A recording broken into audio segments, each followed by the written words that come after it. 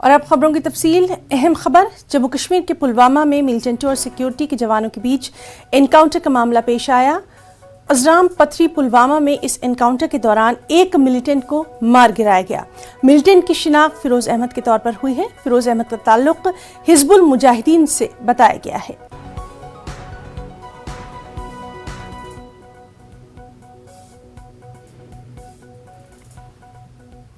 जिला कुपवाड़ा में फौज और जम्मू कश्मीर पुलिस ने मफरूर, पीएसओ, साकिब और आरिफ के घरों का दौरा किया। वाज़ेह रहे कि दोनों जवान बीजेपी कारकुन की रिहाइशगाह से हथियार लेकर फरार हुए थे। अफसरान ने लावाहिकीन से कहा कि वो अपने बेटों से अपील करें कि वो फौरी तौर पर वापस आ जाएं और कोई ऐसा नाखुशगवार कदम न उठाएं जो उनके लिए नुकसानदेह साबित हो। अहले खाना को यकीन दिलाया गया कि उनकी हिफाजत और जल्द वापसी के लिए तमाम तर जरूरी मदद फराहम की जाएगी। इधर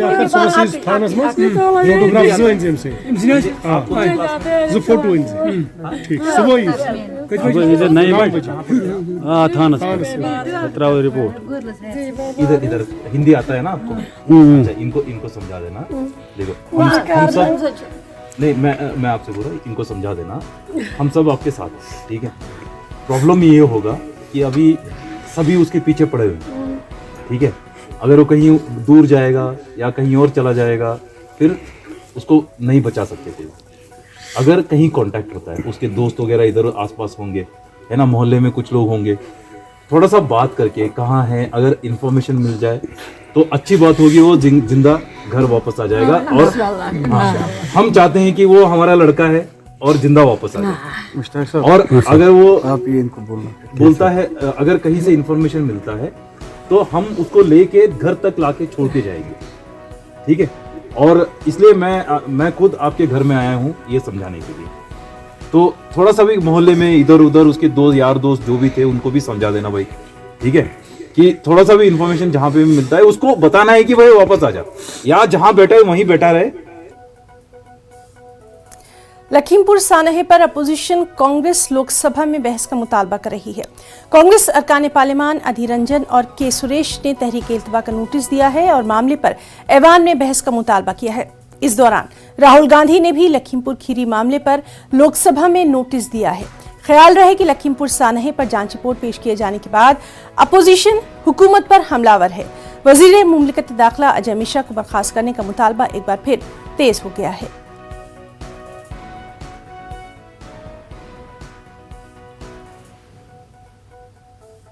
हमारे नेता राहुल गांधी जी एडजर्नमेंट मोशन लाए हैं ये लखीमपुर खीरी के मुद्दे पर, और ये हमारी तरफ से सदन में हम चाहेंगे कि सरकार मंत्री को बर्खास्त करे, यही हमारा मांग भी रहेंगे। मुझे लगता है क्योंकि राहुल जी खुद ये आज इस विषय पे सदन में बात रखने की आज कोशिश करेंगे, और हमारा तरफ से, राहुल जी की तरफ से हमें स्थगन पुस्तक मतलब दे चुके हैं।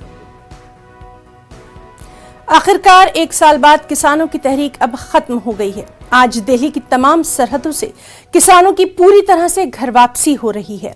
टिकरी बॉर्डर, सिंघू बॉर्डर और गाजीपुर बॉर्डर आम लोगों के लिए खोल दिए जाएंगे। दिल्ली पुलिस ने मंगल के रोज ही सिंघू सरहद पर तमाम नाकेबंदियों को हटा दिया था, जो एहतजाजी किसानों को कौमी दारुल हुकूमत दिल्ली की जानिब बढ़ने से रोकने के लिए नस्ब किए गए थे। मरकज के 3 ज़राई कवानीन को मनसूख करने और दीगर मुतालबात को मानने के फैसले के बाद किसानों ने हफ्ते के रोज दिल्ली हरियाणा सरहद पर एहतजाजी मुकाम छोड़ना शुरू कर दिया था। और आज वो दिन है जब किसान लीडर राकेश टिकैत गाजीपुर बॉर्डर को अलविदा कहेंगे और मुजफ्फरनगर में वाक़ अपने आबाई गांव रसोली जाएंगे। मुख्तलिफ प्रोग्राम के साथ साथ एक फतेह यात्रा यानी विजय यात्रा निकाली जाएगी। और राकेश टिकैत से हमारे नुमाइंदे रोहित ने खास बातचीत की और आगे का लायामल के बारे में उनसे जाना। आज वह दिन है जब किसान नेता राकेश टिकैत गाजीपुर बॉर्डर से अपने गृह जनपद मुजफ्फरनगर और गांव सिसोली पहुंचेंगे और इनके साथ आखिरी जत्था भी जाएगा। हम बात करते हैं किसान नेता राकेश टिकैत से। राकेश जी, आज का दिन गाजीपुर बॉर्डर से आपकी विदाई हो रही है और गांव पहुंच रहे हैं आज अपने, तो कैसा समारोह रहने वाला है और क्या क्या कार्यक्रम रहेंगे? जाएंगे, लोग मिलेंगे वहाँ। 1 साल बाद में जा रहे हैं गांव में, 1 साल से ज्यादा हो गया। बताएंगे उनको, गांव वालों को अनुभव बताओगे।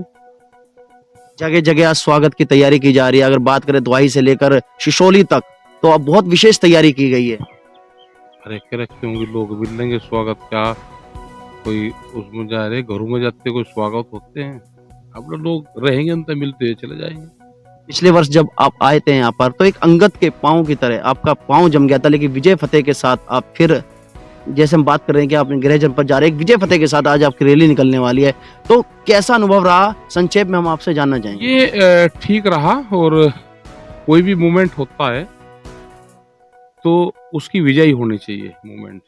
लोग हताश नहीं है, और पूरे देश में ये जो विजय फतेह है, फतेह जुलूस। और आज आपको सीधे लिए चलेंगे लोकसभा, जहां कार्रवाई शुरू हो चुकी है।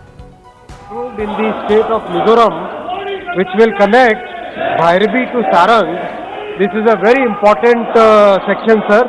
This will connect the capital Aizawl with the rest of the country in the railway network. The project is 6,527 crore.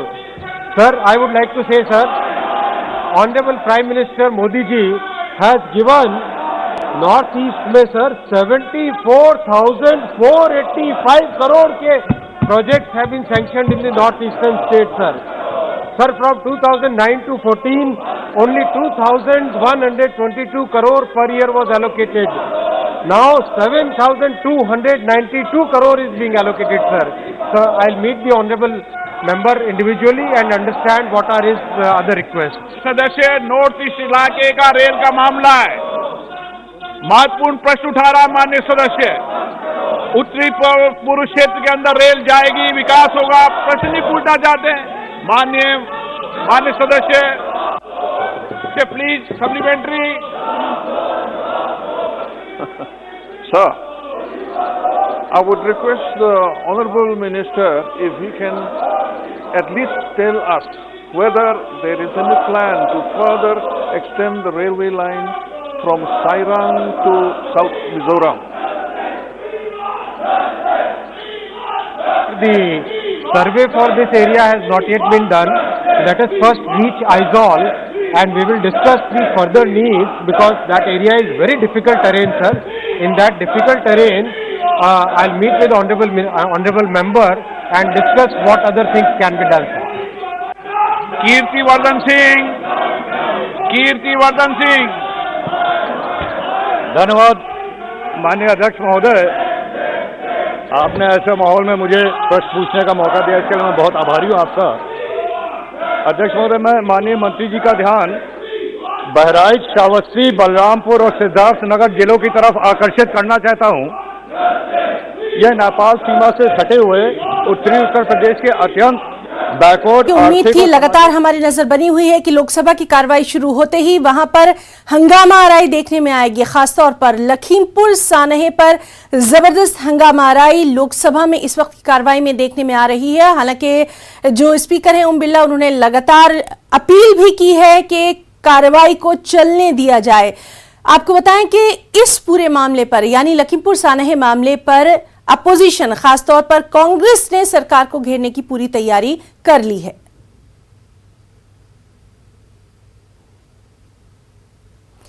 और इस बीच आपको खबर दे दें कि राज्यसभा को जबरदस्त हंगामा आराई की वजह से 12 बजे तक के लिए मुलतवी कर दिया गया है। अखिलेश यादव ने न्यूज 18 से खास बातचीत में नरेंद्र मोदी पर निशाना साधा है। उन्होंने कहा है कि बेरंग लोग लाल रंग की कीमत नहीं समझ सकते। लाल टोपी तब्दीली की अलामत है और अवाम योगी सरकार से छुटकारा पाना चाह रही है। Today, former Uttar Pradesh Minister Akhilesh Yadav and also President of Samajwadi Party, sir, welcome to News 18. A lot of lal topis we are seeing here, and Prime Minister has said, UP should be wary of lal topis, and it stands for lawlessness and mercy to terrorists. He said that you want to come to power so that you can give mercy to the terrorists. How do you react to this statement? मुझे नहीं पता कि BJP लाल रंग को समझती है। वो खुद स्वीकार कर रहे हैं कि इससे सावधान रहना है। लाल रंग इमोशन का है, लाल रंग क्रांति का है, और लाल रंग जो टोपी का है वो परिवर्तन का है। और जिसके जीवन में लाल रंग नहीं है वो लाल रंग के इमोशन को नहीं समझेगा। दुर्गा माँ की चुनरी लाल है, सिंदूर लाल है, और सबसे अच्छी बात है आपके चैनल पे भी लाल है। ये लाल कलर वाइब्रेंट कलर है।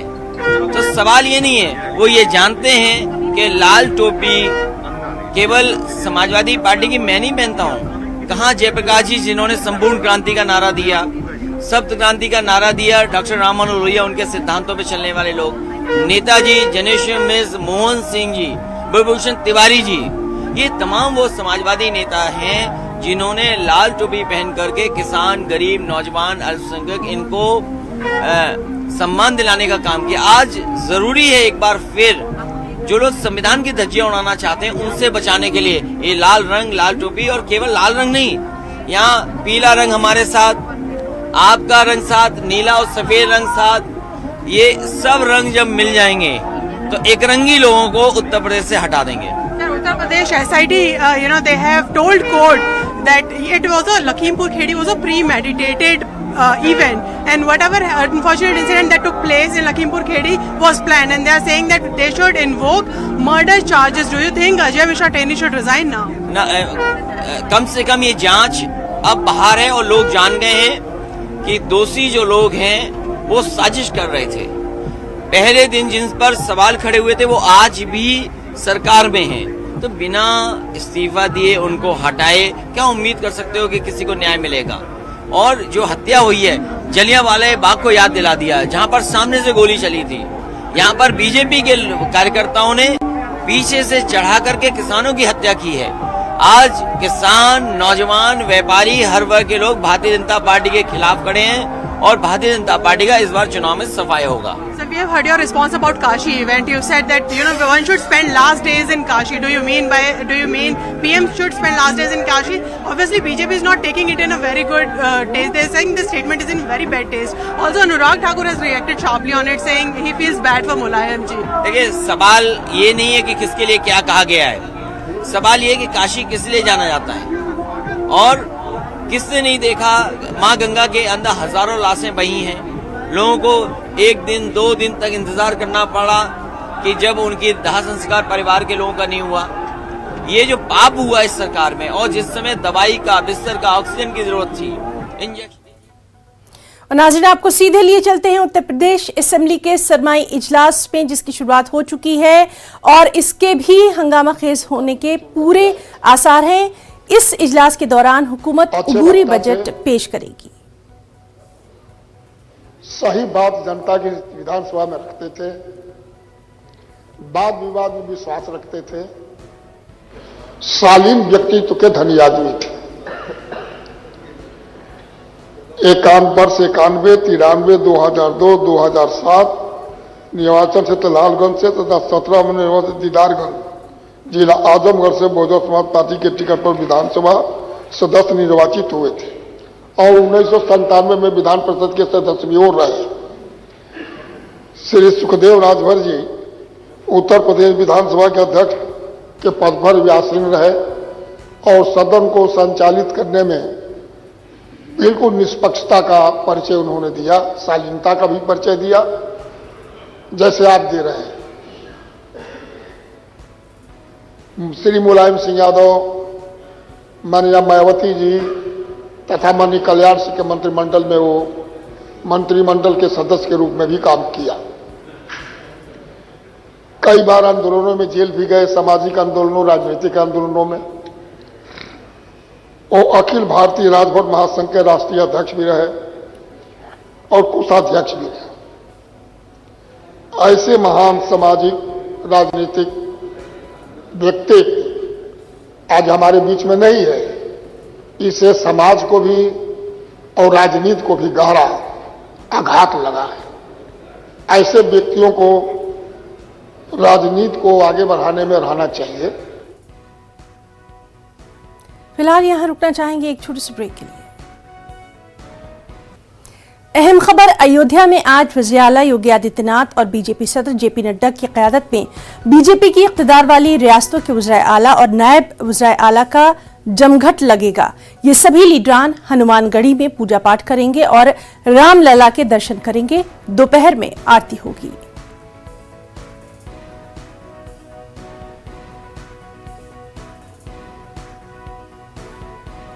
एसपी चीफ अखिलेश यादव ने यूपी के जौनपुर में अवामी रैली से खिताब किया। हुकूमत पर निशाना साधा और कहा कि योगी सरकार हर मुहाज पर नाकाम रही है और इसका खमियाजा उन्हें भुगतना पड़ेगा। चुनाव कहीं न कहीं है और सबके पास समय उतना ही है, इसलिए जब उत्तर प्रदेश में और पार्टी के नेता आएंगे तो स्वाभाविक है दूसरी दल के नेता भी कहीं न कहीं होंगे, क्योंकि समय उतना ही है और चुनाव आने वाला है, इसलिए आपको उत्तर प्रदेश में सभी नेता दिखाई देंगे। अयोध्या में आज राज्य के मुख्यमंत्री पहुंच चुके हैं, पार्टी के राष्ट्रीय अध्यक्ष भी पहुंचे अयोध्या। देखिए, जैसे ही चुनाव करीब आता है, भारतीय जनता पार्टी धार्मिक चश्मा लगा लेती है और हर चीज धर्म के आधार पर देखती है। इस देश की और प्रदेश की जनता और खासकर उत्तर प्रदेश की जनता, किसान आय दोगुनी मांग रहा है, नौजवान नौकरी रोजगार मांग रहा है, जो कमाई आदि हुई है, महंगाई बढ़ी है, उस पर संतुलन कैसे बनाएंगे, खाने पीने की चीज़ महंगी है, ये जो सरकारी संपत्ति बेची जा रही है, इन तमामों के जवाब भारतीय जनता पार्टी को देना है। ये भारतीय जनता पार्टी को अब अपने गृह राज्य मंत्री को बर्खास्त कर देना चाहिए और जो लोग जांच में हैं उनके खिलाफ सख्त से सख्त कार्रवाई हो, कानूनी तरीके से उनके खिलाफ कार्रवाई हो। सहाफी सिद्दीक कप्पन व दीगर 7 अफराद के मामले को लखनऊ मुंतकिल कर दिया गया है। गुज़िश्ता दिनों मथुरा की मकामी अदालत ने बगावत और यूएपीए के मामलों को लखनऊ की एनआईए की अदालत को मुंतकिल कर दिया है। एसटीएफ की दरख्वास्त पर मकामी अदालत ने केस को लखनऊ मुंतकिल किया है। एसटीएफ ने अपनी दरख्वास्त में अदालत को ये इत्तला दी कि एनआईए एक्ट के सेक्शन 22 के तहत हेडक्वार्टर में खुसूसी अदालत तश्कील दी गई है, जिसके बाद जज ने मुकदमा लखनऊ मुंतकिल करने का फैसला सुनाया है। इस केस की अगली समाअत जनवरी में होगी।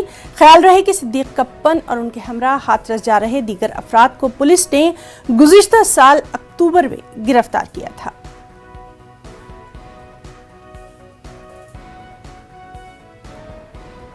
मुल्क में कोरोना की रफ्तार में गुज़िश्ता रोज के मुकाबले में इजाफा देखा गया। महकमा सेहत की जानिब से गुज़िश्ता 24 घंटों के दौरान 6,984 नए केस की तस्दीक हुई है, जबकि 8,168 मरीज सेहतयाब हुए हैं। अगर अमवात की बात की जाए तो 24 घंटों के दौरान 247 मरीजों की मौत हुई है। दूसरी जानिब मुल्क में वैक्सीनेशन बड़े पैमाने पर जारी है। वहीं आज पार्लियामेंट में मुख्तसर बहस के दौरान ओमिक्रॉन केसेस से पैदा होने वाली सूरत हाल का भी जायजा लिया जाएगा। और वहीं मुल्क में ओमिक्रॉन के 50 से ज्यादा मामलों की तस्दीक हो चुकी है। मंगल के रोज ओमिक्रॉन के 8 नए मामले रोशनी में आने के बाद महाराष्ट्र में ओमिक्रॉन के 28 मामलों की अब तक तस्दीक हो चुकी है। उधर नोएडा में भी 5 अफराद कोरोना पॉजिटिव पाए गए हैं। इनके नमूने जीनोम सीक्वेंसिंग के लिए भेज दिए गए हैं। जराये के मुताबिक नोएडा में अब तक बैरून मुल्कों से 4,700 से ज्यादा अफराद आए हैं। इनमें 2,600 अफराद का पता लगाया जा चुका है। राजस्थान में ओमिक्रॉन के 17, दिल्ली में 6, गुजरात में 4, केरल, चंडीगढ़ और आंध्र प्रदेश में ओमिक्रॉन के 1-1 मामलों की तस्दीक हो चुकी है।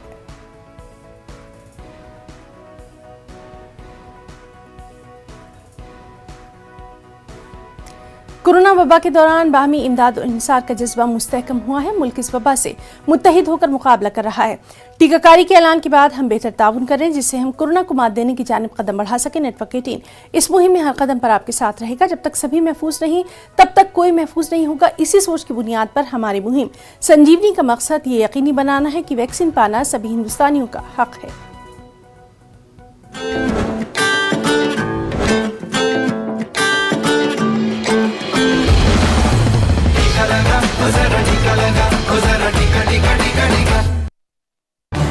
इस न्यूज हेडलाइंस के प्रायोजक पेट सफा आयुर्वेदिक जूस।